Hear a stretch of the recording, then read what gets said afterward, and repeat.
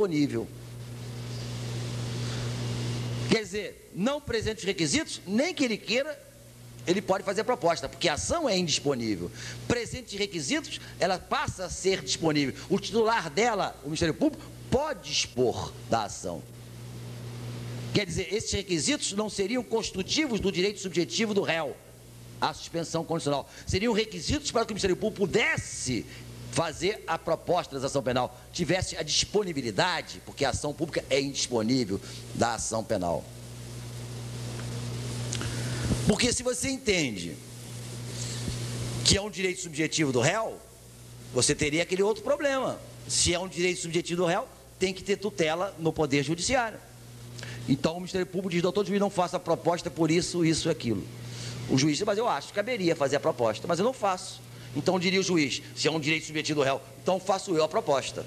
O réu, o promotor ofereceu a denúncia, ele imputou, está aqui a denúncia, né? Não quer fazer a proposta, mas como é um direito subjetivo teu, eu, juiz, vou fazer a proposta. Você aceita por 2 anos ficar submetido a essas condições? Depois desses 2 anos, se cumprir as condições, eu extingo a sua punibilidade? O réu diz: aceita. O juiz homologaria a proposta. É possível isso dentro do nosso sistema acusatório? Não é possível. Porque o juiz não é titular da ação, ele não pode dispor do que ele não tem. Ele tem jurisdição, não tem ação. Propor a suspensão é dispor da ação. Se o juiz não tem a ação no sistema acusatório, ele não pode abrir mão do que não é dele. Veja, eu faço até uma representação caricata, né?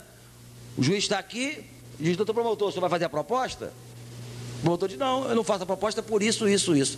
Mas eu acho que o senhor não tem razão, faço eu. Vira as costas para o autor da ação e dialoga com o réu. Ó, réu, o promotor não quer fazer a proposta, mas eu faço para você. Aceita? Aceito. Homologo. Cumpriu? Extinguiu a punidade. E a ação do autor? E o autor teve as costas viradas para ele? Porque o juiz recebeu a denúncia, então estavam presentes as condições da ação, a ação que é um dever pelo princípio da obrigatoriedade. Então o Ministério Público exerce o direito de ação, que é um dever para ele, o juiz vira as costas, faz a proposta com o réu, dialoga com o réu aceita e extingue a punibilidade. E o direito de ação? E o pedido de condenação e a pretensão punitiva do Estado que foi manifestada? O juiz não julga, extingue o processo de julgamento de mérito? Seria inconstitucional, a meu ver? Porque o juiz está negando jurisdição. O autor, repito, compareceu, manifestou via denúncia uma pretensão punitiva que foi recebida pelo juiz, porque estão presentes as condições da ação, e o juiz não julga o mérito. Vira as costas para o autor, faz a proposta de suspensão ao réu, o réu aceita, passado 2 anos, extingue a punibilidade. E o pedido do autor não foi julgado? E a ação do autor, cadê? Perceberam? Então não vejo como o juiz possa fazer a revelia. Foi a posição do Supremo, a revelia contra a vontade do autor da ação, a proposta de suspensão. Negociar, dispor do que não tem o direito de ação. Só quem pode dispor da ação é o titular do direito de ação. E que na ação pública é o Ministério Público. Essa é a lógica com a qual eu trabalho. Ah, mas é um poder discricionário que foi dado ao Ministério Público? Realmente. Eu não daria se fosse legislador. Mas é aquela coisa que o Hamilton falou, né? Eu não tenho que botar, dizer que eu consigo fazer isso, não sei, né? Eu não tenho que botar na lei aquilo que eu queria que ela botasse. Ele não botou, né? Se eu fosse legislador, disporia de modo diferente, né?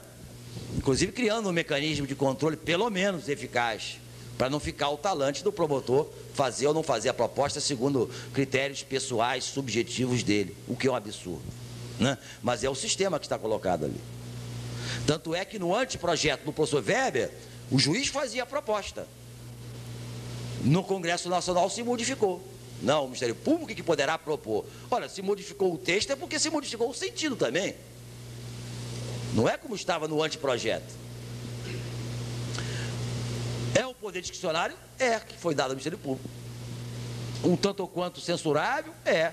Se fosse legislador, talvez não desse, mas foi dado. E é compatível com o sistema acusatório. E indago, tudo bem, eu não daria o poder discricionário.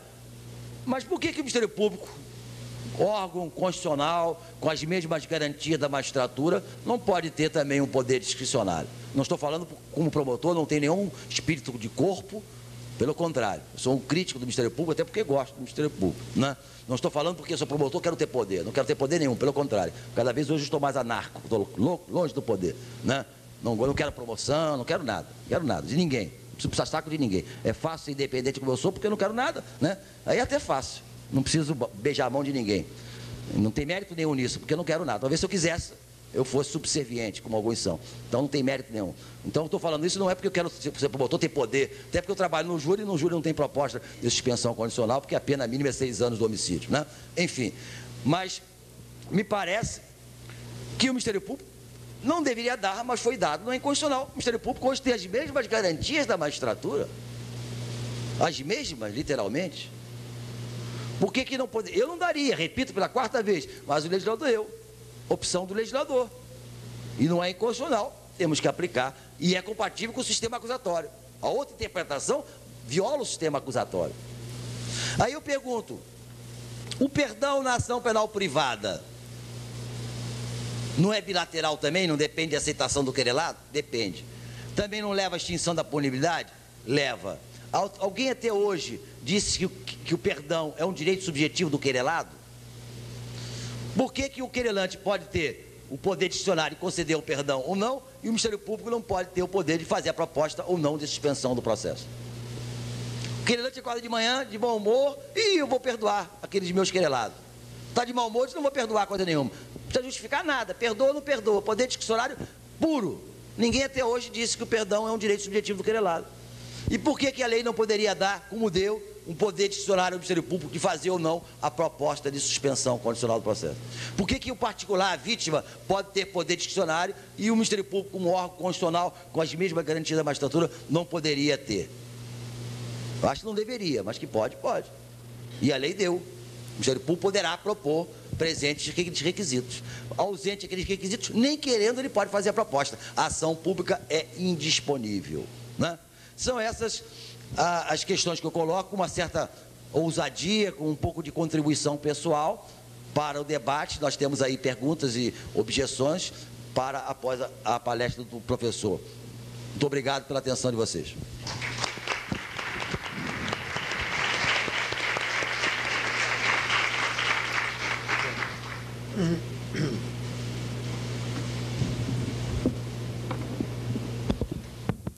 Doutora Frânio, muito obrigado. Em nome de todos os participantes, parabenizamos pela sua brilhante exposição.